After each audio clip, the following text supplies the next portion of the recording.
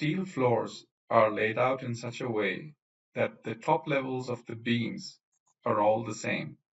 So the top level of this beam, for example, is the same as the top level of this beam.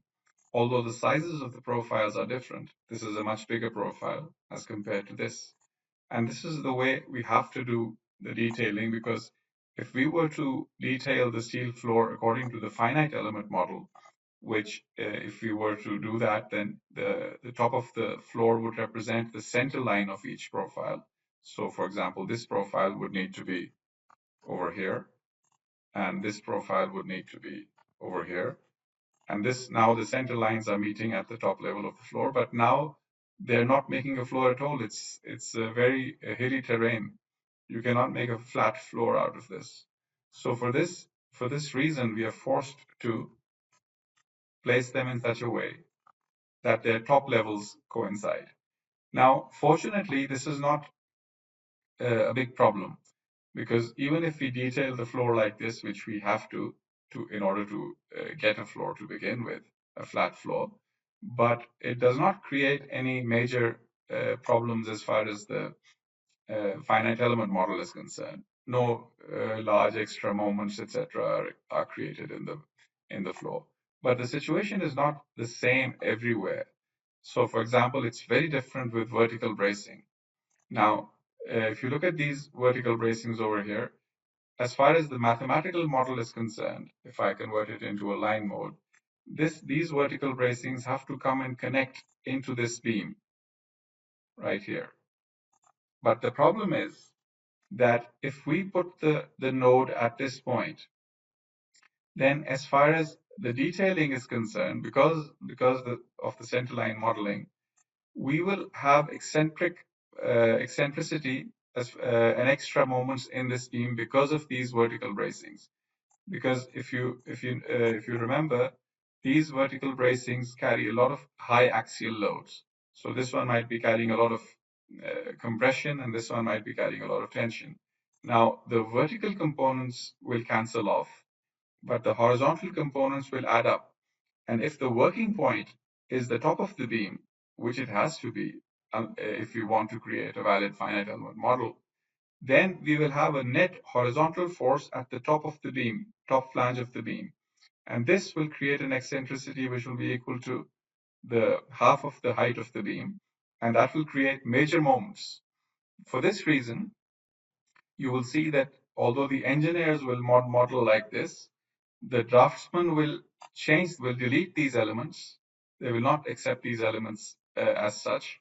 So they will, let me just delete them temporarily. And what the draftsman will do is they will create a different model from scratch. So in order to avoid this problem, what the draftsman will do is that they will create the vertical bracing again at a point which is slightly lower than this point. So they'll go to the bottom of the column, and instead of snapping to this point, which is in agreement with the finite element model, but they know that they can't detail it at that point because that's going to create lateral forces in the member. So they select a point which is, say, 150 millimeters, which is half the size of the beam, half the height of the beam, below that point rather than at that point. And the same for the other one. So they will select this one, and instead of snapping to this point, they will snap to a point which is 150 millimeters below that point. And this is the way detailing should be done. There's nothing wrong with that. But now we have a problem. The problem is that now we have broken away from the finite element model. If you notice, your vertical bracing is not meeting up with the beam now. If we make it meet up with the beam, then we have eccentricity problems. If we break it away, then we have other problems, or we don't no longer have a valid finite element model at this point. So what is the solution? Most programs, commercially available programs, don't really have a solution for this problem. And they will, when they import the finite element model from other programs, what the draftsman will typically do, they will just delete the vertical bracings which have been imported from the finite element program, just delete them and enter them again to their liking. Now, this obviously destroys the whole idea of importing from a finite element package, because those elements have all the forces inside, and there's a connectivity and lots of things which cannot be done without connectivity. So this is not a small problem. This is a huge issue.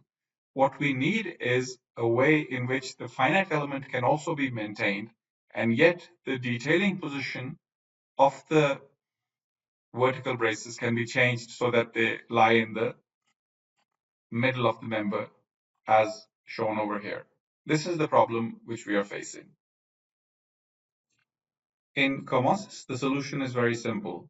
You do not go play all these games by shifting the working point to some other location.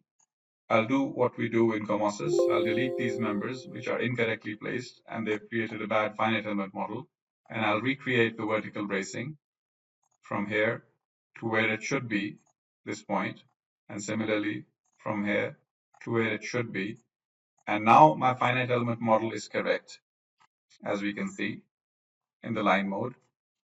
But I also now need to pull them down, pull this one slightly down. So the angle of this profile will slightly change because the bottom point is perfectly fine. I don't want to do a rigid body movement in some direction. The actual physical alignment of this element needs to change.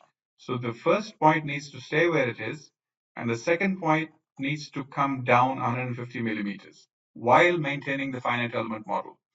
So a very quick and easy way to do this is to just select the members which you want to adjust, as we call this procedure.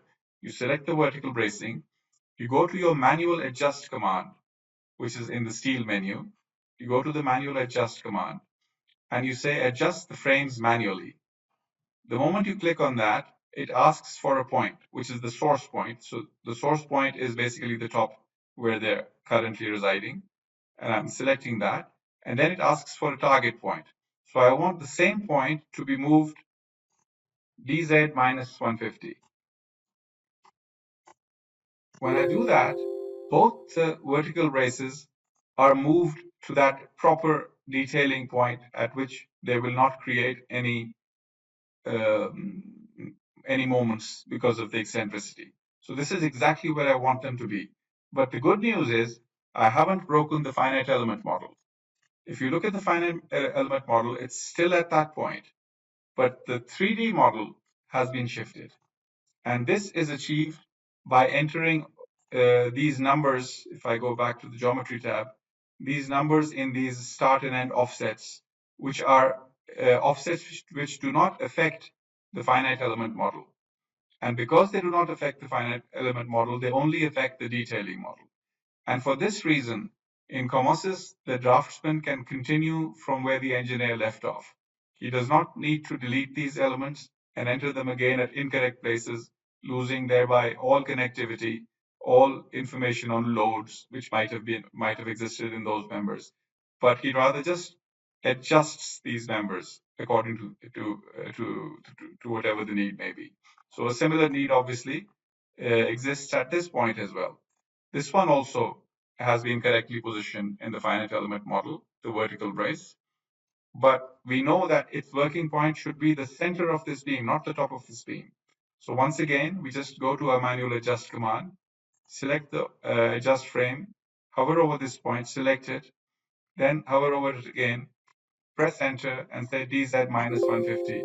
And that element is now shifted. The working point has been shifted to the center of the beam. The height of the beam in this case was 300. Therefore, half the height was 150. So by using this manual adjust command, I have now shifted this brace to exactly where it needs to be, but in such a way that the finite element model is not disturbed. And this is exactly what we want. This is the essence of adjusting, and you will not find these procedures available in any other commercially available software, in which you can maintain both the integrity of the finite element model and the integrity of the detailing model. This is extremely important, and we will see more examples of this. Right now, I'm showing you how to do it manually, but then in other videos, I'll try to show how Comosys actually performs all these adjustments automatically with a single click. And you don't need to worry about going and modifying this one and that one and that one all separately. You just have a single click solution where the entire model is adjusted according to the needs of the detailing requirements, whereas at the same time maintaining the requirements of the finite element model. This is a very revolutionary technology. We call it auto adjust, and we will talk a lot more about it later. In this video, what we need to understand is that there is a solution. We don't need to destroy the finite element model.